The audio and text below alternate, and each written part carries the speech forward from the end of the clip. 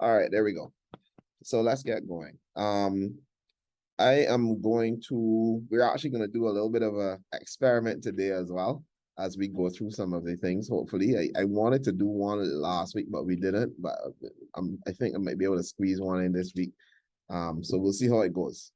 All right, cybersecurity. The agenda for today is as follows. We're going to talk about the goal of cybersecurity. So why, what it is and what's the real purpose behind it, because the purpose kind of defines what it is. The problems with cybersecurity. We're going to talk about hackers. Yes, that word is hackers in elite speak. that's back in the day, that was the kind of way hackers wrote most things. And you do a couple of substitutions and there you go, you have the word hackers, but it looks like that.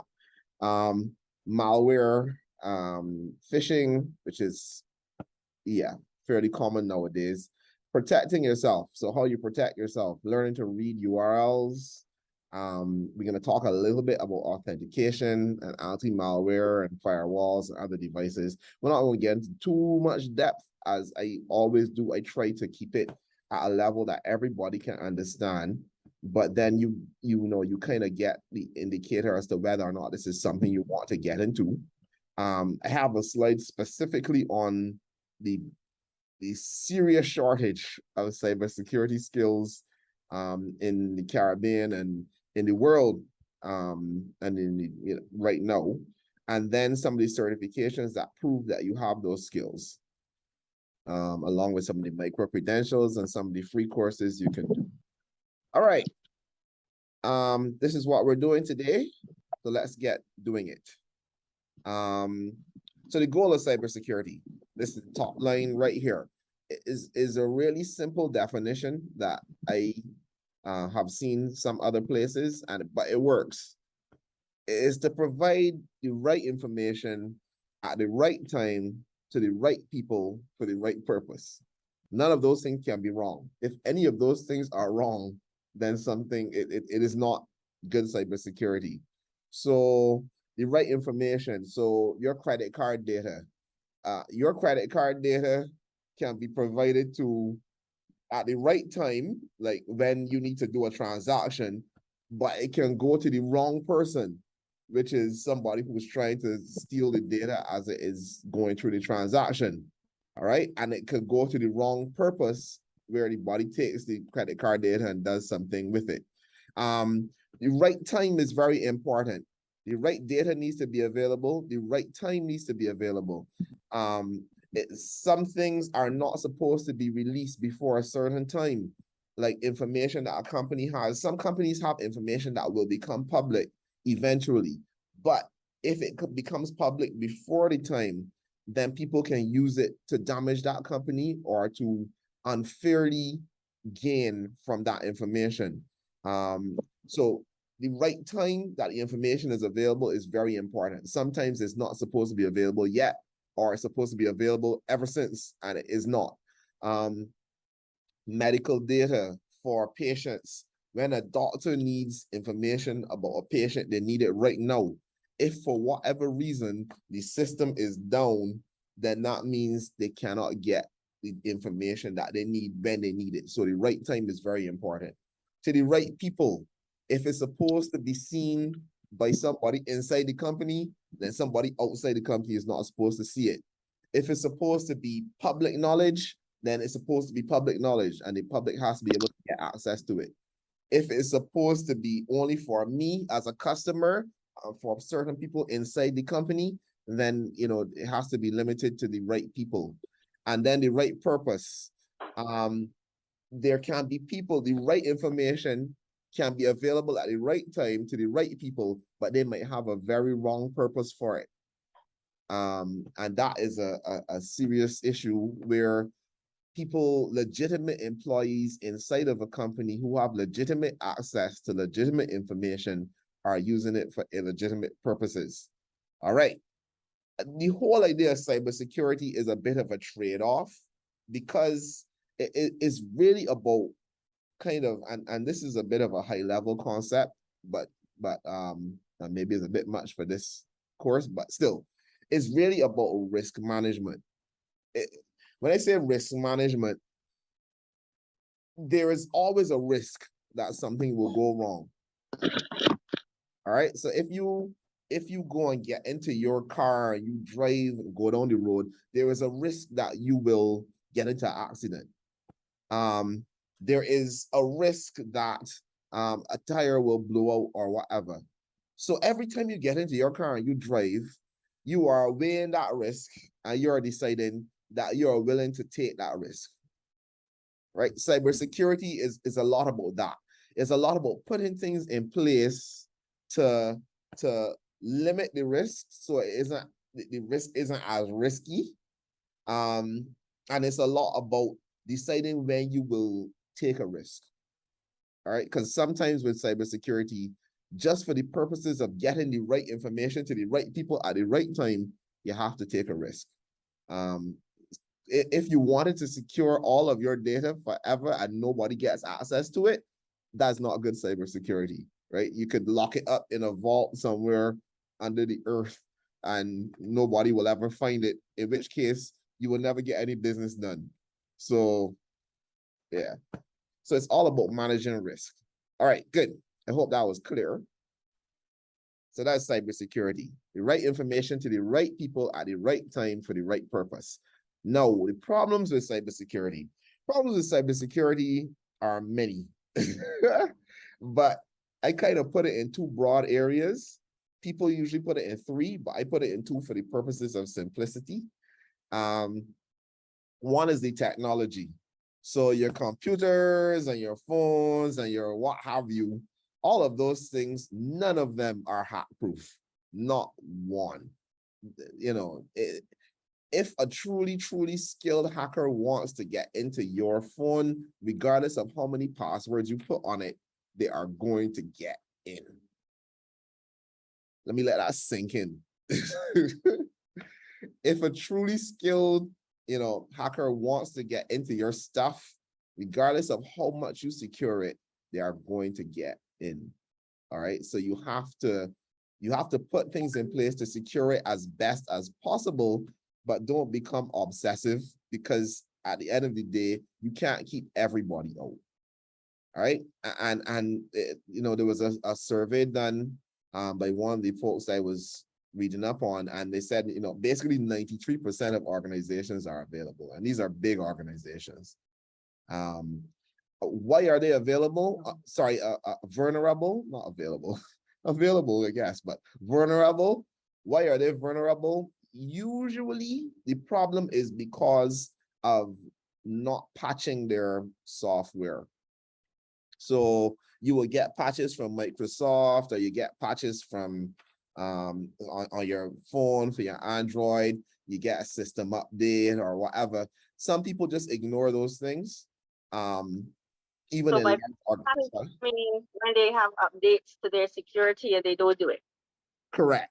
Yeah, there are patches or updates to your software which fix known problems. The problems are known by everybody, including the software vendors, but you choose not to put those patches on. You choose not to install those updates. That is a huge problem. It's estimated that about 60% of hacks happen because people choose not to install or choose to ignore updates, basically. All right, so that's a big problem. Why is that? Basically because it's easier to get into people who choose to ignore updates and vulnerabilities than it is to get into people who actually apply the updates. And hackers are generally lazy, to the point of that they almost do things in an automated fashion. So they will just try a bunch of people, and if out of 10 people, 7 have not applied updates, they're the ones they'll go after. The other 3 who may not be very, they're not very special or anything, but they actually apply the updates, they will leave those 3 out, because why bother with the 3 that are going to cause more effort, right? Let's go after the ones that are easy. So there you go. So technology, there are challenges in technology and specifically around people not applying updates. Then people are real interesting. People are emotional and emotionally vulnerable. If you get somebody when they are specifically, angry, when they're very sad, when they're, feeling like they need some money now, greedy, people can be easily manipulated, and hackers and those who want to get into organizations know that. So all they have to do is find somebody who is vulnerable at the moment and take advantage of that. Not only that, but people can easily be tricked. If I go to probably almost any organization in Barbados and I put on a Rent-A-Kill uniform, or one of those types of a uniform that for the pesticide company, or even a pair of overalls without a name on it, chances are I could probably lie my way into that organization and get inside. And people, if they see me walking down the corridor in a pair of overalls going into some room, nobody's gonna question it. They will just let me go. Pardon me? I just come to fix the AC or whatever I want to say, and they will just let me go. There are numerous stories of hackers who have taken advantage. Essentially, so people can easily be tricked. When you trick people, there's a hacking term for that. It's called social engineering, or a security term for that. I remember there was a social engineering test program going on at my company at some point in time, and people would call you in like anxious, they're very anxious and eager and like, yeah, I need this here. And you don't know the person. They have an overseas accent, but it's like, I need this here from this body here. No, I need you to send it to me. No, I don't have time to waste with this here, blah, blah. And then all your case, and it's like, yeah, I need it. No, you cannot. No, you can't go and chat with anybody else. I need it. No, if you don't send it to me, I'll make sure you get fired. And they really let you have it. But it was a social engineering program to test and see whether, people from IBM would give in to that kind of pressure, right? Or whether they would follow the protocols and guidelines which are set out. Social engineering often involves pressure and time deadlines. So if somebody calls you, you don't know who they are, but they want to exert pressure, especially around time, you better watch it, because that could be social engineering. Good, moving right along. 60 to 95% of the major hacks that occur are linked to either insiders or human error. Okay, either linked to insiders or human error. No, there are those who do not like the place where they work. They would carry at the lowest level, they would carry away some toilet paper or some pens or whatever. But going a little further up a little further up the chain, these are also people who will carry away valuable data and share it with others or use it to their own advantage. And that is a significant problem. I've seen figures ranging from 70 to 90% of all compromises or hacks of a company coming from inside, not outside. The hacker is not somebody who is unknown to the company. It's somebody who works there, is an employee, is a trusted manager, right? So that is a real problem. So you don't have to just protect from the outside. You have to protect from the inside as well. That's a standard thing with cybersecurity. Everybody following me so far? Do you have any questions? Everything clear so far to me. Clear Right. so far. I can identify with one of the scenario that you gave. I know somebody that was working with a company, and there was a young man there that he got close to her, got in a relationship with her, only to get close enough to get information that he wanted from the company. And it cost her job. And he was no longer, those persons that, when you have those things that you are you are unique to this function of the company. Like mhm. you hold the company hostage. Oh He yeah. doesn't want to, because they had fired him and he got close to her, and then she ended up losing her job, and she unknowingly, and that's what happened. So you show you how greedy and wicked people can be. Oh yes. And you know, this whole thing of firing people, you know, there is a rule in cybersecurity. If you're going to fire someone, like real fire, you do not tell them until like moments before you do it, and you lock all their access to everything at the point of firing. And when they leave, they, you know, the security guard comes and stands there next to them while they pack their stuff and they leave with the security guard. That's the rule, and they're not allowed back in a lot of companies that follow cybersecurity and just good security practice. That is it. It's not very nice, but it's, you know, it's there for a reason. All right. Seems to be a practical approach. And with respect to the social engineering and this thing about, you know, I never buy into people's urgency, because it's urgent for you, it ain't urgent for me. That's and right. Having worked in a legal environment for a number of years, I realized that things can be urgent right now, and then 2 seconds later, it ain't urgent no more. So I never get drawn into it. Not only that, but you know, you get all tied up in people's urgency. You rush something through, you make a mistake, and then you know, everybody is your enemy, right? That happens. So, I don't do it. I've been working long enough. Yeah. So that's a very key thing, especially in cybersecurity. All right, so hackers, just on a point of general interest, you know, this type of way of writing stuff is what you call leet speak. Leet for elite, and you know, the best hackers are the elite. So, and it's shortened to leet. So leet speak is, you know, that's leet speak for hackers, or at least a version of leet speak. Anyhow, not that I'm a hacker, I'm just saying. Right, good. So there are different types of hackers though. Not all hackers are bad. Not all hackers are bad. There are black hats. Black hats are the bad guys, essentially. At least that's the term they're given. Black hats are hackers who are hacking for financial gain. There are organized hacking groups who are like crime syndicates, and they make millions. I mean, millions. Like the government can track to a certain extent how much some of them make. And when I say millions, I mean millions of dollars in hacking, right? There are those who hack just for social awareness, who will hack a government website and post, you know, their message of social activism on it. You call that hacktivism. And then there are those who hack for espionage purposes, like one government may hack another, or one government may pay one of those hacking syndicates to hack another government. Yeah, you figure that will not happen. Oh, that happens all the time.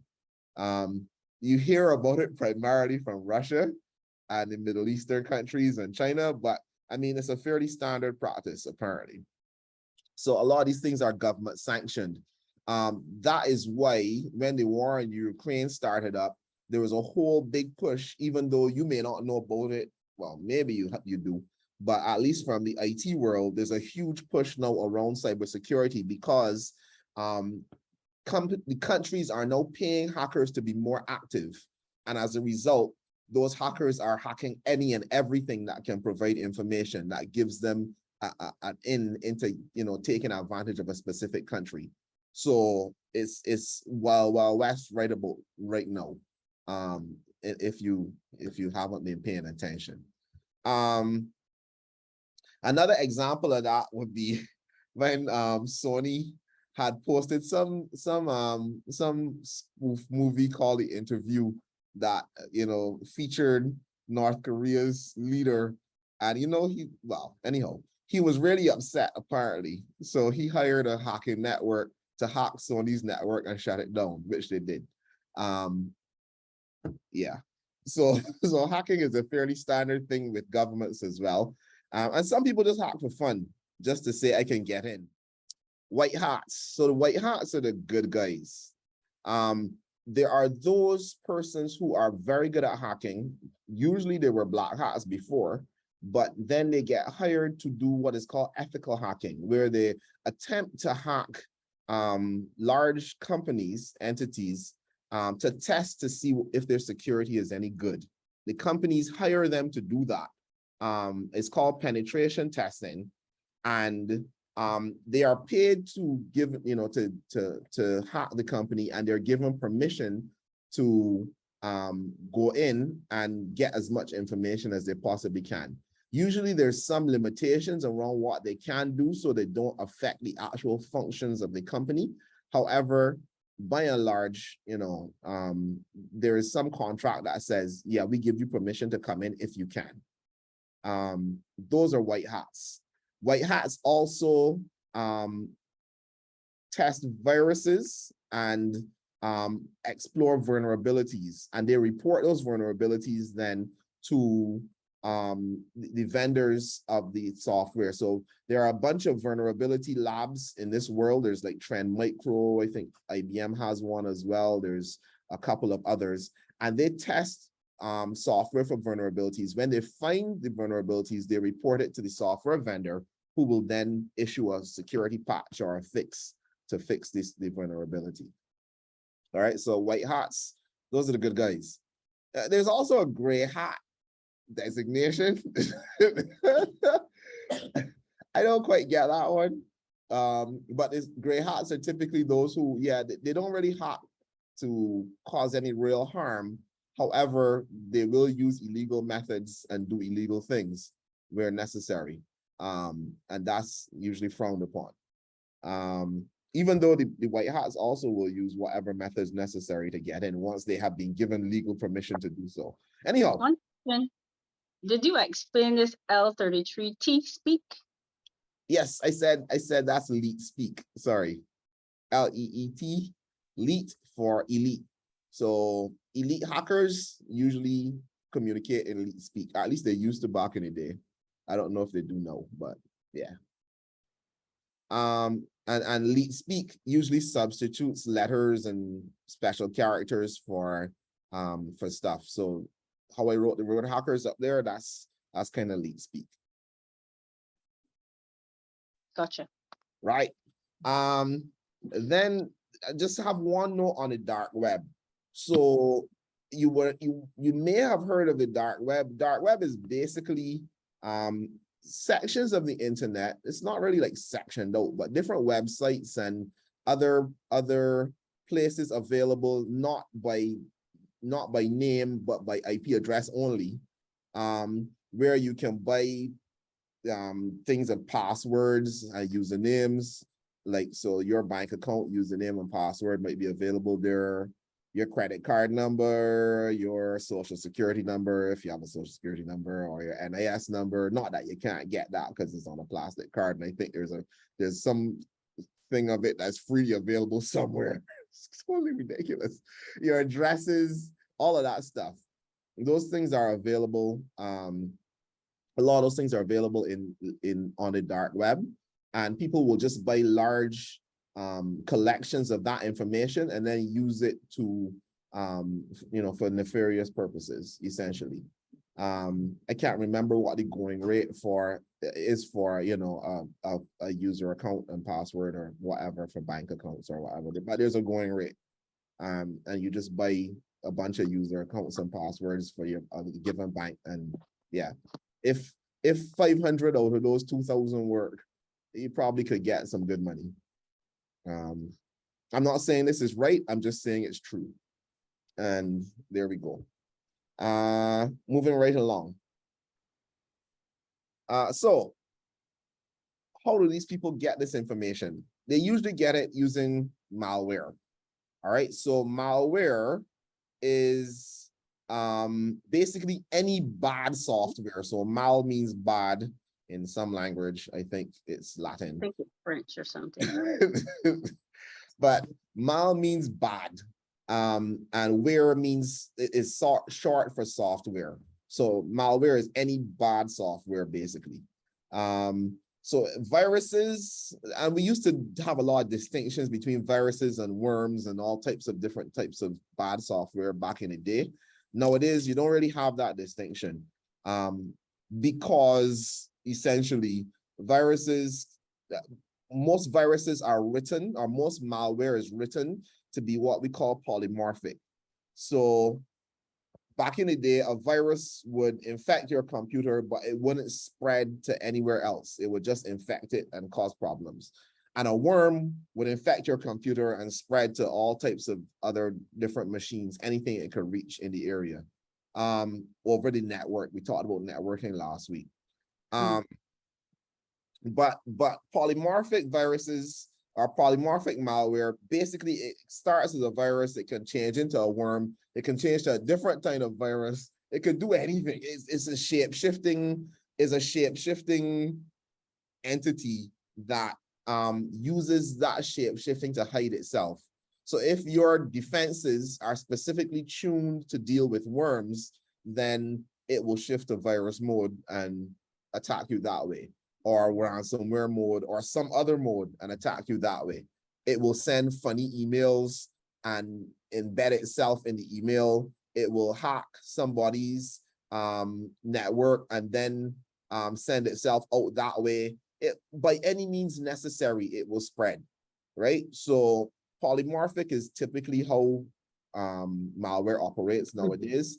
And that's, we don't even bother to class. Well, I don't even bother to classify it anymore because, I mean, it doesn't stay as one thing. What is very popular, however, is something called ransomware. So ransomware works like this. It's like a piece of malware. It affects your whatever, your phone, your computer, your whatever, and then it will lock the whole thing down. It will encrypt. Encrypt means basically code, like how back in the day when somebody wants to send information to somebody, will write it in code. It will code your entire computer in a way that you cannot read it, but it can read it. All right. So it will encrypt your entire computer, and then it will send you the only thing that you can read from then on. The time you turn on your computer, the only message you will get is, we have encrypted your computer. If you want it back, basically send X amount of money via Bitcoin. Bitcoin can be sent anonymously and received anonymously, right? So send X amount of money to this address via Bitcoin. It cannot be traced, unfortunately. So, or at least in most cases, cannot be traced. The government is getting better at it nowadays, but by design, Bitcoin is supposed to be anonymous. So now I see the concerns about it. I didn't really understand it. Yeah. So one of the big concerns with Bitcoin is not anonymity is supposed to provide a level of security. Great. But one of the concerns about that is that hackers use that anonymity to allow them to be paid. I can also see that being used for all kinds of terrorist activities and weapons proliferation. Agree. Yeah, Bitcoin is on most cryptocurrency has that danger. I'm not saying it's bad. It's actually good to invest in because you get some easy money sometimes. But otherwise, it's also, it is used for nefarious purposes, much like hammers. Somebody could hit you with a hammer in your head and kill you, or you could use it to build a house. So, as with anything, I suppose. Okay, so they will tell you, pay me for access. So they hold your data for ransom. And they say usually if you don't pay by a certain time, it will auto delete. So that is ransomware. 80% of critical infrastructure companies have been hit by ransomware in the last year because the crooks usually used to go for banks and insurance companies, those types of places, right? But now the crooks have realized if we could knock out the transport system of a country, they have to pay us. If we could infect the IT system of a hospital that all the X-ray machines and everything running on, they have to pay us. If we can infect a school system and take all the grades that all the students have had for the entire year that has no physical copy anywhere. They have to pay us, right? So what they're going after now is critical infrastructure, like your transport, medical, education, anything that provides services for a large number of citizens. You know, shipping is another huge target nowadays for ransomware. So banks are kind of fading into the background in preference for these places because these places have money, and if they want to operate and they have to operate, they have to pay. All right, so that's ransomware. When you say banks are fading into the background, what do you mean? And are you familiar with any such scams that happened recently with respect to shipping or whatever? Yeah. So there was a huge shipping ransomware attack. I can't remember which shipping company it was, but it was very well publicized. A huge shipping ransomware attack that basically took down and caused delays in a whole set of shipping for, you know, it was like days or some amount of time, and a few hours delay in shipping is Gurkha. Right? There are a number of hospitals that I'm aware of that were also hacked. I don't have the names off the top of my head. But I usually like present on this kind of stuff and I would have it on the slide and whatnot. But there are a bunch of hospitals that have also been hacked, and they really had no choice but to pay. Up to the other day, I can't mention the company because it's not public knowledge, but a social security entity in another Caribbean country, one of my clients, they got hit by ransomware and it knocked them out for 2 weeks. Nobody could get their NIS payment. Well, it's not NIS, but it's another country in the Caribbean, but equivalent to NIS. Nobody could get their NIS payments or anything like that for like, and it shut them down for 2 weeks. And I don't even know how long it delayed the actual payments because they were shut down for 2 weeks. But then, you know, they had other stuff to get in place once they got back up and running. So the hackers will just reinstate the system? They will send you a password or some kind of something or a set of keys that you press. And once you press these, splat out, everything is quote unquote. And then you can do it again in 2 months. Yeah, of course. If you don't lock the holes that they used to get in before, or when this happened, then yeah, of course they could do it. Sounds lucrative. Oh yeah. When I say millions of dollars, I mean millions of dollars, you know. I understand. Hello. Yes, please. What you're describing, it happened to one of our Adventist institutions. You would have heard of it. Couple months back, it happened in Jamaica. There's a standard problem. And there's no shame in it really because almost everybody has been hit. It was a known fact that the Barbados government got hit the other day, and anyhow, I'm gonna leave that alone. I'm gonna leave that right there. Anyhow, but that's a known fact. I think it was in the newspaper, so I'm not telling you anything that isn't public knowledge. Malware can be hidden in almost any kind of file. So this is critical and key, right? So watch this. If you get an email that has a signature at the bottom and the signature is a picture, that could have malware in it. If you go to a website, just any website, from the time you land there and you start to load graphics and pictures and whatever else, malware could be infecting your machine. From the time you can see it, it's on there. In fact, before you can see it, it's on there. So there is no real limit to the type of file or whatever that malware can be hidden in. And typically, a lot of sites on the dark web, quote unquote, are infected already. So if you're going out there, go there with some knowledge. So you're looking for trouble. So like a lot of illegal video sites, when you go to, you want to watch the latest episode or whatever from America that we don't legitimately have access to watch, and you go to watchthishere.com.i.pv.l, yeah. It is entirely possible that the reason why a whole set of ads are popping up on your computer 2 days later, that's malware, more likely than not. Pornography sites, if you frequent those types of sites, yeah, malware. Usually any site that supports illegal activity, typically you have to watch out, because evil begets evil. And people tend to use those sites to spread malware as well. So heads up. Moving right along. Phishing. All right, keeping track of time. Thank you. Phishing is where you get a message that is sent to you, but it's not really coming from the sender. It's coming from some nefarious purpose. It may look legitimate. They usually want you to click a link or download something, and those usually contain some kind of malware.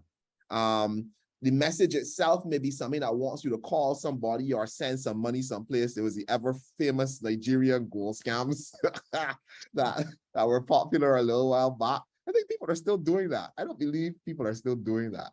Anyhow, but I heard about one recently.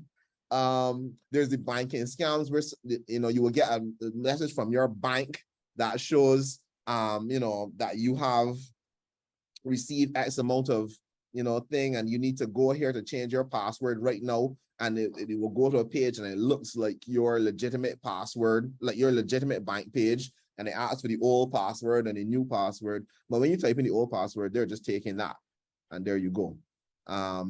So banking scams, fairly standard. Ransomware, you've heard about that, fairly standard. No, spear phishing. Spear phishing is phishing that is targeted specifically at you yourself. So it will involve and incorporate names of people you know. It will involve and incorporate your friends, your relatives, your boss, your children, your banking agency specific to your car number and your ID. You know, it will incorporate all of that information. And it will look like it's specifically a message from somebody you know to you requesting some piece of information that you will be glad to give them. That your child need money wired to them urgently or something. So if they're working their thing overseas, spear phishing is extremely highly targeted, and as a result is extremely successful. Hackers don't usually waste time spear phishing the average person, but they will usually go after somebody who is high profile in a company, a manager or executive, who they know if they can get onto their machine. Executives usually, you know, make demands that their machine have higher privileges than everybody else's, even though they may not need it. And if they don't have a strong security program in place, the executive may get what they want. As a result, if you could get onto the executive's machine, you usually got the keys to the castle. So yeah, and executives are no more careful than anybody else. So yes, somebody has a question. Yes. Yeah. So if in my email, when I got a message saying, Nadia, we're offering master's degrees in nursing, such and such and such, is that phishing, or is that just that they know that I'm interested in okay nursing? So that's a good question. She was saying, you know, if she gets an email saying, you know, they're offering master's degrees in nursing, that things that people know that you would be interested in, that is what's called, well, it could either be spear phishing or targeted marketing. It really depends. It really depends. And the way you can tell, or at least one way you can tell, is by taking a look at the links they ask you to click, looking for a suspicious activity, which is coincidentally is our next slide. So let me back up a little bit before I go there. I'm going to stop sharing. Let me stop sharing. And then let me share my actual screen. I want to do a little, hopefully y'all will forgive me. I think we might end up going a little bit over time, but I try not to go far over. Let me actually share my screen. I want to show you guys something. This is a spoofing site where you can send an email. So from, I will, for example, let me do one here. Let's use that fake then. All right, so I'm gonna send a fake email to myself. All right, so this email is gonna go to visiontrainer@gmail.com, and it's gonna come from the Prime Minister at Barbados barbados.gov.bb. I don't know what her real email address is, but and it will say something like, hey Sean, would you like $1 million? Don't worry, $1 million. And I just put in the code here that they have, which is, that looks like a C2F8, and I send it. Oh yeah, okay, this one doesn't work very well. That's embarrassing. All right, let me use a different one. I had another one there. No more than one. Pardon me? Why do you know more than one? No, I just searched spoof email senders and there we go. Yeah. Actually, in my security class that, I taught before, I actually did this for, for we built an email server and we sent emails to all kinds of people from, well, not all kinds of people, to each other from all types of addresses. So from the bank, from the government, from every kind of thing. It doesn't matter. That's taxmaster at barbados.gov.bb to myself.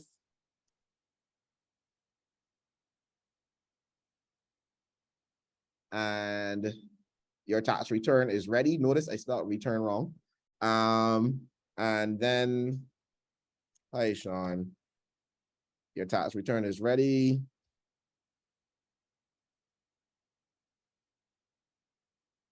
Is ready. Click here to get it. And we could put a click here link instead. But I'm just going to send this quickly because in the interest of time, email successfully. We'll come back and check for it a little later. This is my email. We'll come back and check for it in a bit. Okay, so let me stop sharing and go back to my presentation for a moment. When we're ending off, we'll check and see if it's actually gotten there. But as you can see, I can send email from pretty much anybody, and it will look legit when it gets there. There are ways to tell that it's not legit though, especially when it comes to links. And I will show you how to tell that in a moment. All right, here we go. Reading URLs. So URLs are the links that show up for, in the email.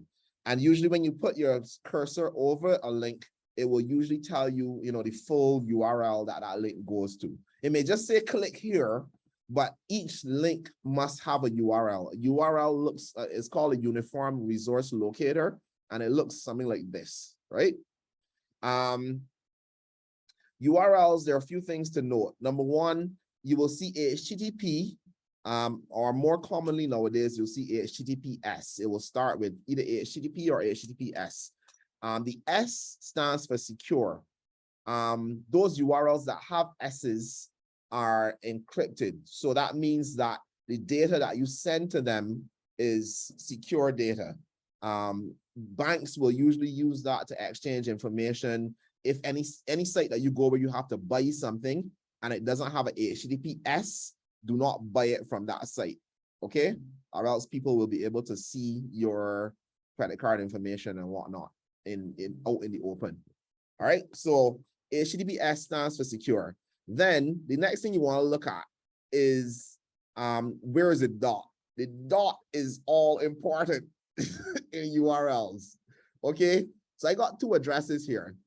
One of them is amazon.com/pinkshoes/whatever.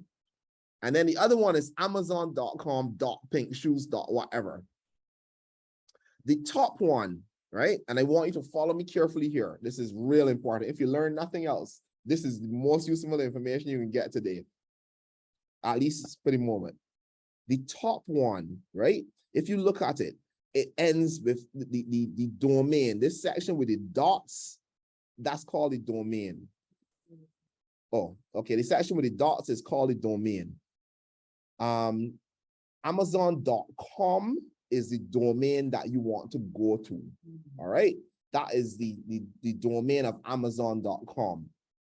If there is any other thing after the dot, like if there's another dot after .com and they add other things, you are no longer going to Amazon.com. You're going somewhere else altogether. All right. So if it's Amazon.com.pinkshoes, you are now going to Pink Shoes. You are not going to Amazon.com. If it's Amazon.com.pinkshoes.whatever, you are actually going to whatever. You are not going to Amazon.com.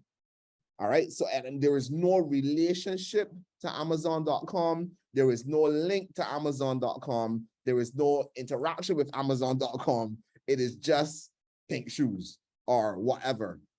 They could put in a domain name, you can put anything you want with dots. There is no limit. I could put barbadosgovernment.com and then put .sl after it. Once it's .sl, you're not going to Barbados government. You're going to SL. So take a look at the last couple of things in, with dots, and that way you kind of know which domain you're going to. Yes, I see a question. Okay, so if the hacker or whoever owns SL, yes, yes, so then they could send out some that says amazon.com.sl and then put something else that says scotiabank.com.sl and you just end up at SL. It will all go to SL. It will all go to SL. So the hacker, once they have access to SL, they can send out things, they can send out links to whatever.sl. They could go from US government, Barbados government, Scotiabank, FCIB, it doesn't matter. And there's no rule on the internet that stops you from doing that. So my question is, yes. Is it more prudent for me to look for a backslash after the .com or the .gov or whatever? Yes.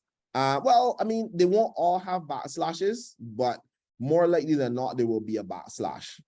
But if there is a dot, then there's a problem. Gotcha. So, in other words, just be sure the one at the top is the legit one and the one at the bottom is correct. Very correct. Very, very, very correct. And so it is not only because I had learned about the S before, so it's not only the HTTPS you are to be concerned with. You have to look exactly where the dot is placed. Yeah. So once the dots afterward, you know that you're not going to that domain. Correct. Correct. Okay. And S stands for secure. So I mean, a hacker, right, or a nefarious person, can have legitimately secured their website so that you can legitimately send them your passwords. I mean, it already matters to them. It only matters to them. It will be secure. Yeah, but they will still get it. And, they will, so it can still be HTTPS, right? But yeah, it's just that I won't be going where you want it to go. All right, moving right along. Couple of other things in security. So authentication. When you log into something, you have to provide a username, typically, and a password. That's called authentication. Is providing proof of you are who you say you are. All right. Typically nowadays the requirement will be that you provide multi-factor authentication. So not just who you saying, I know something. So there are three different types. There's something for authentication. So like a password is something something you have. So like they might send a message to your phone to confirm that you are who you say you are, and you have to click yes or write back in whatever code they sent to your phone. That's something you have. You have your phone. So now it's something you know, you can provide a password, and then something you have, which is your phone. And then well, nowadays it's pretty common to also use something you are. So your fingerprint on your phone, some phones have fingerprint readers, some computers do as well. Some tablets do. Or nowadays you also have the face unlock where, you know, it reads your face and, you know, it decides, okay, based on your face, you are who you say you are. Okay. Okay, so that face recognition thing makes me a little bit, I'm not iffy about it because I understand that in Silicon Valley where they test it, they use a lot of Caucasian faces. Right. And it may always work well with our faces. Well, the thing is, right? I mean, a lot of these things are, well, fingerprints, not so much, but a lot of these things can be fooled and not with a lot of difficulty. I have had my daughter unlock my computer already. My face, I think. So, you know, Okay. a lot of these things can be fooled. And it's not that hard to fool them, to be honest. Okay. Which is why you say typically you want more than one factor, multi-factor. So a password plus something else. All IBM, well, where I work, multi-factor is a standard thing. You must do multi-factor for a lot of different aspects of what I do. Okay. A good part of authentication also is your passwords. So the little few tips on good passwords. What's a good password? A good password is one you can remember. If you have to write it down, it is no longer a good password, it's a bad password. If you know how many times I have come to do work for people and saw a little yellow sticky note with a password on it and stick onto the computer, it's like, oh, come on, y'all can't be for real. You got to be joking me. But can I say something in defense of those people? Yes. You just have to have a password for so many things. Oh, yes, you do. So how do you, I mean, you got to write them down. I can give you a trick that works. Okay. A trick I've been using for years. I really shouldn't tell people this, but I've been using this trick for years. Well, let me back up a bit. A good password should have at least one capital letter, at least one number, and at least one special character. Special character is things like the @ sign or the percentage sign or the and sign or the star or a bracket or whatever. No. Good way to come up with a good password. Come up with a phrase that you're not going to forget. For example, there's a phrase right there below that says, "My wife likes money for real." Exclamation mark, exclamation mark. Yes. Come up with a phrase that you are not going to forget. It could be a phrase in English. It could be five words. Once you are not going to forget it. Then substitute your one letter for a number. So maybe E for 3, or E for H for 4 is a standard thing, or S for 5, you know, however you want to do it. Substitute a letter for a number, and then substitute a letter for a special character. So substitute I for exclamation mark, or percentage sign for, you know, whatever. And then this is a stupid trick, but if the password is good enough, right?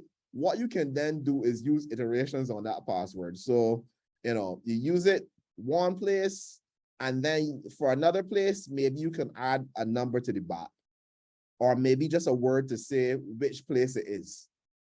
Because the password itself is fairly secure. So when you add a word at the back to say which place it is, you're not giving away anything, right? So I use that trick fairly often. Where I have a phrase that I will use over and over again and I will not forget. Is a difficult phrase for people to know because it doesn't make any sense, but it makes sense to me. And then, you know, I just add a number or add 2 numbers or add 4 letters or whatever. And therefore I could get into anywhere that I think once I know my main phrase. Okay. My wife also knows my main phrase. so so she can get into anything too. But yeah, I that's it. That's how I usually work things. I guess I need to change my passwords. Yeah, if you gotta write them down, is a bad password. Yeah, Right. I do write them down because there's so many places that you have to log into, right? Okay, the pastor just made a valid point. What about saving them in a file and I guess password securing that file? Oh, copy and pasting them when you need them. Well, if you start, if you save them in a file and you password secure that file, that's a standard way of doing things now. There's something called a password manager where it will fill in all your passwords automatically, and you only have to remember the password to the password manager. So every time you need a password, once you've already stored it in the password manager as an application, it will read the thing you're trying to log into, and it will provide the password for you. There are password manager applications that are available. If you're willing to trust it, that's one way if you're accustomed forgetting things. I see a question from the pastor. Well, no, that's not quite the fancy method you just used is a fancy method that I have no clue about. I just have files. I have files on my computer, on my iPad. Right. It's my bank code or my, for Amazon, and I've saved it there. I do it for Zoom too. I save it there so that I don't have to try to remember it. And if I need it, I just go to open that file and I just copy and then paste it in when it's required, and it works very well for me. And does that file have a password to protect it, or? The file that I keep it on? Not yet. Yeah, today would be a good day to do that. I don't name it. These are my passwords or anything like that. Oh boy. So is it safe for like your email address that wants to remember your password? Is it safe to give them access to remembering it? Oh, okay. Where your computer asks, do you want me to remember your password for this or that? Right. Or the other? Yeah. I always say no. Yes and no. I would say for things that are critical to you, so you will realize, like for example, the bank will never ask you to remember your password. The bank. So if it's your banking, if it's something that's tied to money, I would say no. If it's something that, I mean, it's relatively safe, but anything can be compromised, right? So if it's something that's tied to money, I would say no. If it's something that's not tied to money, I don't really care. So you could remember. All right. So my bank, because I feel like they have so many passwords to remember. My thing does auto-generate the login for my banking information. However, as you're saying, there's another step after that. Right, multi-factor. So yes, somebody could get that far, but then if you don't have, I have a little card where I then have to put in a series of numbers. So if you do not have that, you can't get any further with respect to my banking information. So the multiple factors are there to protect you from yourself, basically. Yes, people don't like it. And truthfully, yes, Republic Bank, it really, really frustrated me. And I got locked out several times, but right. I understand the value of it. So yeah. I've helped, set up multi-factor authentication for persons, and it's a standard. It's highly recommended. And it's gotten easier nowadays, especially with the advent of cell phones and that cell phones have fingerprint readers, that type of thing. That makes it a lot easier. Like my computer, I have to put in a password and I use my fingerprint at times. That's just how it works. Okay, just a couple of ways to protect yourself. A few others: anti-malware. So antivirus used to be what it was called before. Now it's just called anti-malware. Usually it'll detect and remove malware. Sometimes it's automatic, but usually nowadays you gotta run them. We're running a little behind time. I knew we would, so forgive me if we go over by about 10 minutes. I'm sorry. A lot of questions and discussion. Yeah, but I mean, it's useful information, I hope. Of course, there's going to be a test. Somebody asked if there's a test.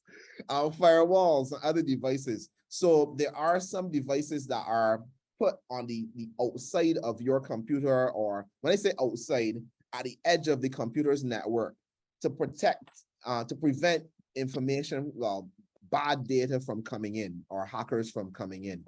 The usual term for those are firewalls, but I mean, there's a whole bunch of other devices that could sit there.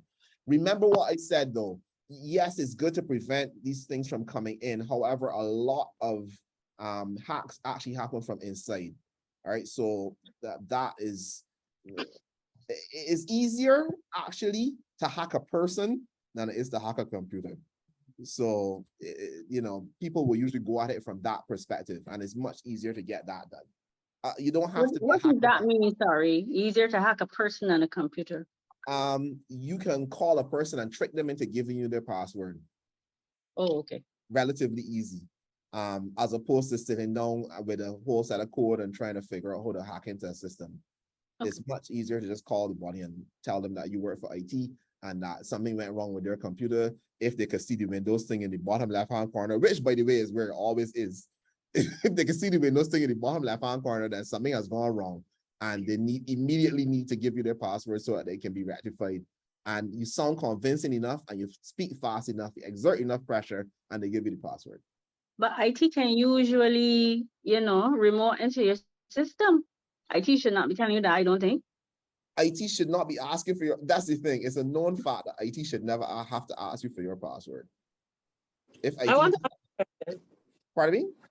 I want to ask a question. Yes. If is it safe when you you have your device and you're getting an email about them wanting to update? Mm-hmm. Is that safe? Because most time when they send the email,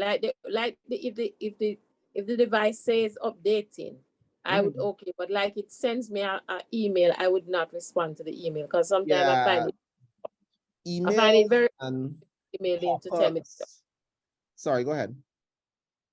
No, I find it very off. I'm very suspicious when the Samsung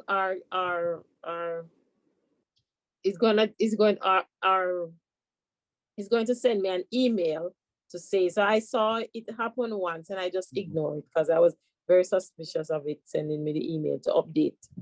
Emails and pop-ups and text messages and those types of things. You're not going to a WhatsApp to tell you to update your company. No, you ain't gonna get that. Nobody does that. You know, by the same token, a bank will never send you an email to say reset your password. Never. So if you get that, and if you just hover over the First Caribbean link or the whatever link, you put your mouse over it, you probably will see firstcaribbean.com something. Right? And that way you know it's something wrong. Yes. I have a question. If you get a shady looking email and you click on it and then you read it and it sounds suspicious, so then you don't do anything else. Like at what point did you go too far? If you click on it, is that an issue, or is it, you know, you click on it, you read it, and it's like, okay, no, so I'm gonna exit. If you click on it, you're already in problems, or potentially yes. Potentially yes. If the email had some kind of file in it, a graphic, it doesn't have to be something you download. It could just be like a picture of the, like if it's a bank email, for example, a picture of the bank's logo. It could be as much as that, and the virus could be there. So theoretically, sometimes you will realize that you click on something like that. You didn't click on the actual link or anything, but then 2 days later, again, a whole bunch of ads keep popping up on your machine, much more than you're accustomed seeing. That typically is how things will go. And that's like the least dangerous of it. Adware is the least dangerous. It gets a lot worse after that. And you wouldn't know the virus is there until, for whatever reason, it kicks off, because some of them work like time bombs where they don't kick off right away. Alrighty.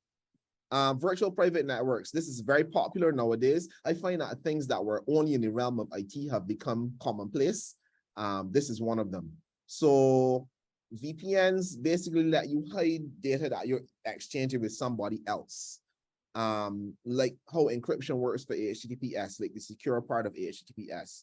However, nowadays, I'm just making a note of it so you know, VPNs are usually used like how you use a skybox in Barbados or a skybox in wherever. You will send data to the VPN provider, who will then send data on your behalf to somewhere else. So it looks like it's coming from wherever the VPN provider is. So the US or the UK, typically. That then allows you to access services that are only available in the US or the UK. Because the data looks like it is coming from the US or the UK. Whereas if it came directly from you, it would look like it's coming from Barbados.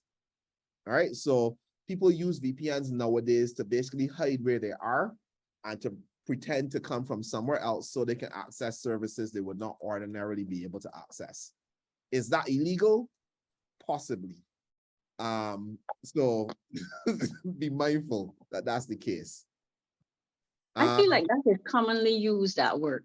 Why Yeah. is that perhaps illegal?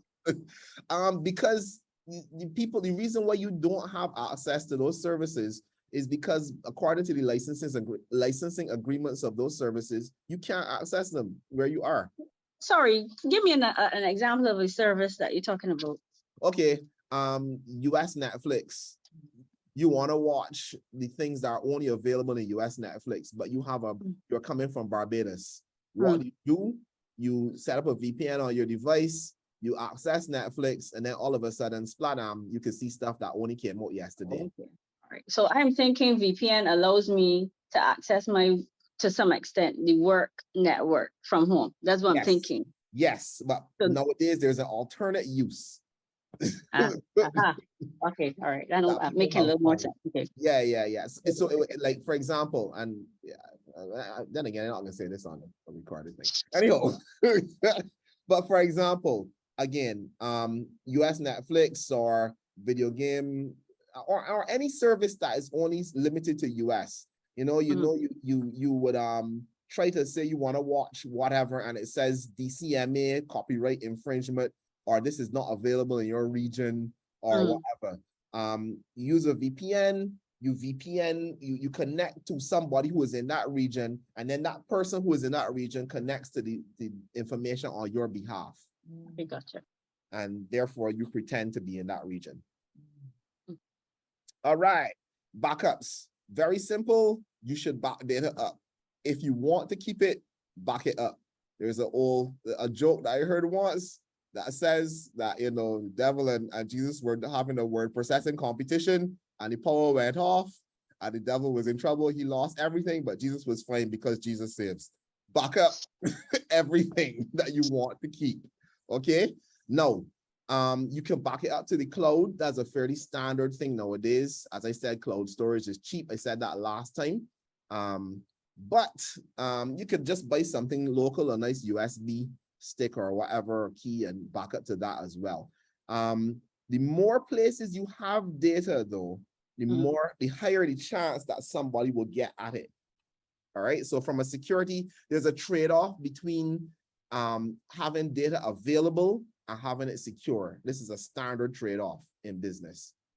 All right. So you have to kind of weigh those trade-offs. So if you back up something to something local at home, make sure you keep it in a safe place so that you can. Sorry for crossing you, but I did have a question from the last slide. Yes, please.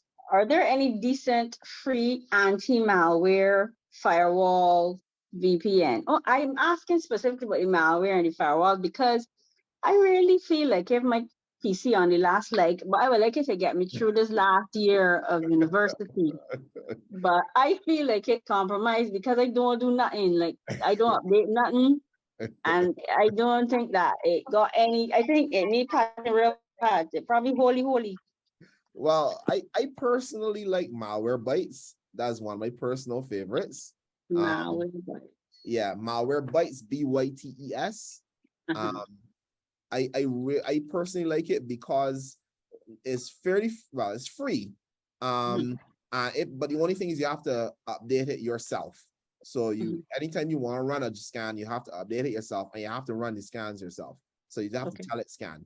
But outside of that, it works really, really well for me anyhow, and it has found things that other things have not been able to find. So I like it. Okay, thanks.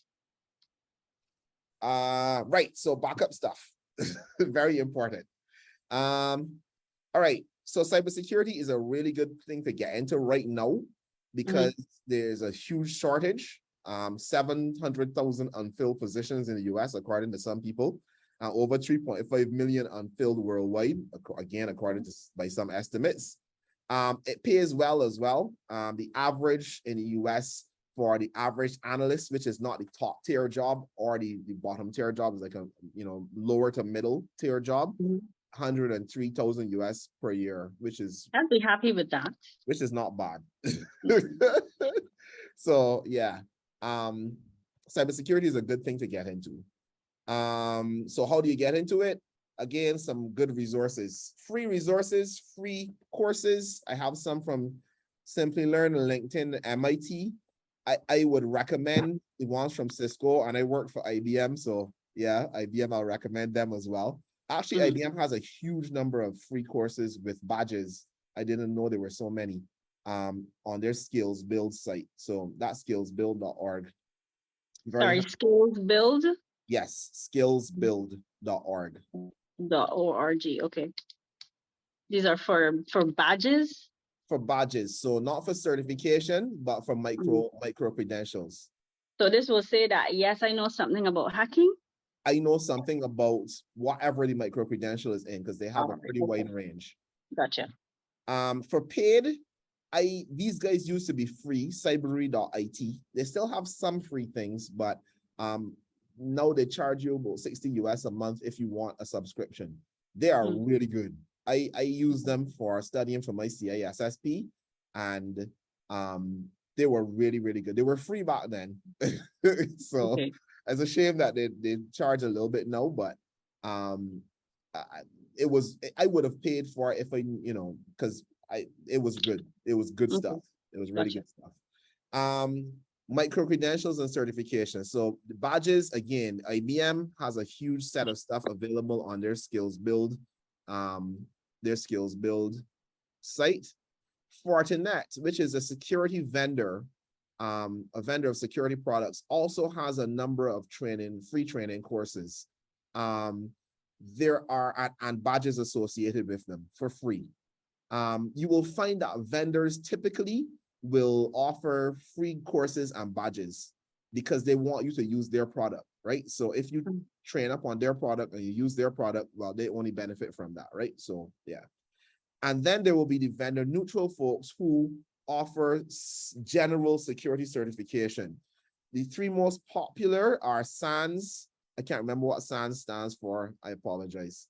But SANS, and their certification is GIAC, Global Information Assurance Certification. So you will see SANS GIAC. You will probably see CompTIA Security Plus. And then they have some new specializations in security as well, like 2 or 3 of them. And then I will always tout ISC squared, because to me, they have always been the top of the top, like creme de la creme. And they have CISSP and a number of others. So that is it for my cybersecurity presentation. It's 11:17 and it is late. I'm going to put up the quiz anyhow, but I'm giving you 5 minutes, 10 questions. They're not hard. They're really easy this time, mostly true or false. So 10 questions, 5 minutes. Let's go and launch.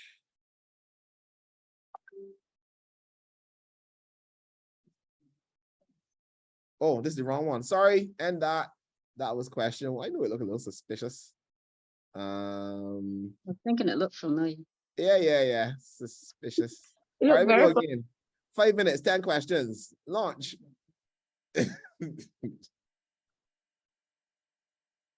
Somebody was suggesting we do it next week, but by next week, y'all would have forgotten about That's right. 70% of this information.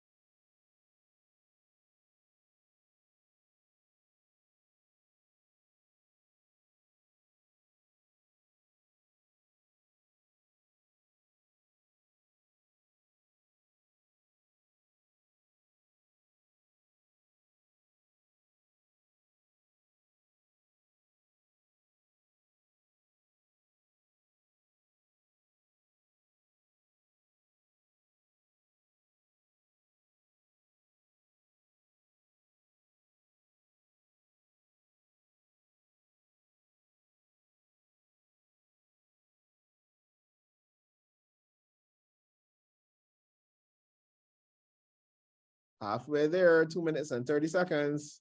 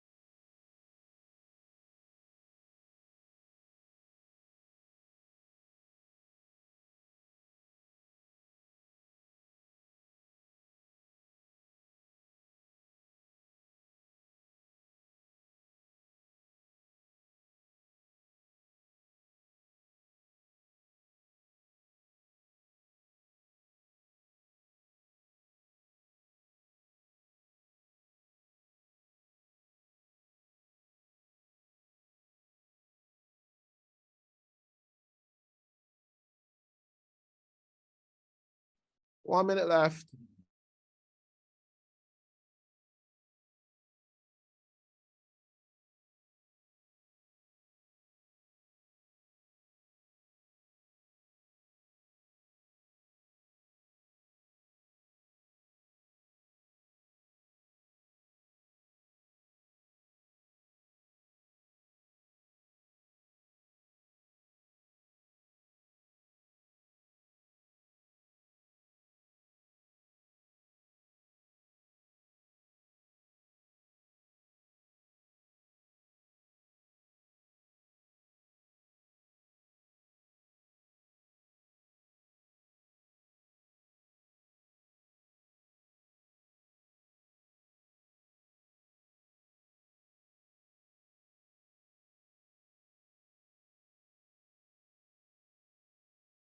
Okay, time is up, and I'm going to end the poll here now, and I will share the results.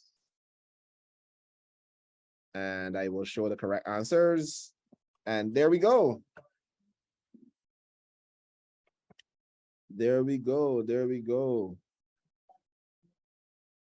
Number 7 did not say if it was correct or not. Okay, let me go through quick. Number 1, the answer is true. That's the goal of cybersecurity. Number 2, main considerations, people and technology. Number 3, all hackers are bad. That's false. You have white hat hackers as well, or ethical hackers. Number 4, malware can be hidden in any file except graphics. That's false. It can be hidden in any file. Email messages cannot be hacked. That is definitely false. Sorry, I'm not seeing the results. You're not seeing them? I shared them. I'm walking through them now, though, so you'll be able to correct for yourself. Number 6, which of these URLs is legitimate for Amazon.com? It is the 4th one. Amazon.com/red/shoes. Too many dots, you know you got a problem.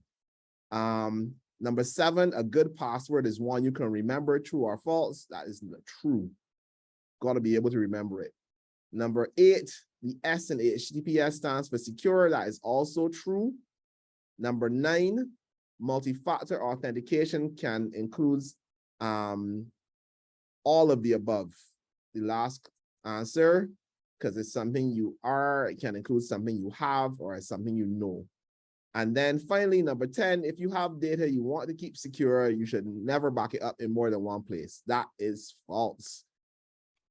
However, you got to kind of balance that with the fact that the more places you put it, the easier it is for somebody to get at it. So that is cybersecurity. I hope that was clear. So yeah, Nadia just tried the red/shoes thing. I didn't say it was, you know, an actual one. I just said it's legitimate. Okay, okay, great. Okay, so I'm hoping you guys are actually benefiting from the IT sessions and that they're actually making sense to you. Of course they are. How they could not make sense? And why would we be here every Sunday? Yeah, I would say. But yeah, I'm hoping they're beneficial. If there's things, you know, you think you want me to include, let me know. And I will try to do that. We have 2 more sessions. One is going to be on development, and the other one will be on graphics. I have a specialist coming in to do that one because when it comes to graphics, that's not my thing. So I have one on somebody coming in to actually teach the lesson on graphics. Okay, so that is it. You guys have a wonderful, blessed rest of the day and a great week. And I'll see you next week, Sunday. Okay. Thank you, and same to you. Bye, y'all. Bye. Bye.